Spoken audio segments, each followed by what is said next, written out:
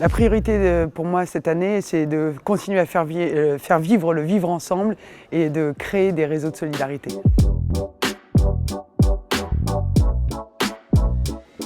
Elle est confrontée déjà à la transition écologique puisque c'est un fait majeur. Elle est confrontée à la crise du logement parce que c'est sûrement une des questions qui revient le plus souvent, c'est la possibilité de vivre dignement sous un toit. Et puis elle est confrontée aussi au défi de vivre dignement de son travail et d'épanouir sa famille. Les actions actuelles, elles sont dans divers domaines. Les communes, moi je suis maire d'une commune de 20 000 habitants, elle interagit dans beaucoup de secteurs. Bien entendu, la politique culturelle, sportive, éducative, ça c'est vraiment les choses primordiales. Mais on interagit aussi dans le niveau d'équipement qu'on peut offrir à la population parce qu'il y a ce besoin d'accessibilité aux services publics de proximité qui permettent de vivre ensemble et de vivre bien dans sa ville.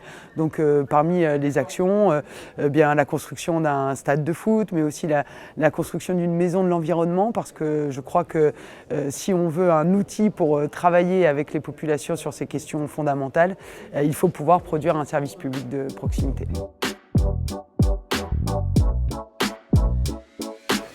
On travaille beaucoup sur les questions de liaison douce, de sortir du tout voiture. Moi, je suis maire d'une ville de grande banlieue, donc ça c'est un acte majeur. Commencer à entrevoir comment on peut sortir, prendre les transports en commun, prendre son vélo. Ça c'est des choses qu'on peut accompagner par des aménagements urbains.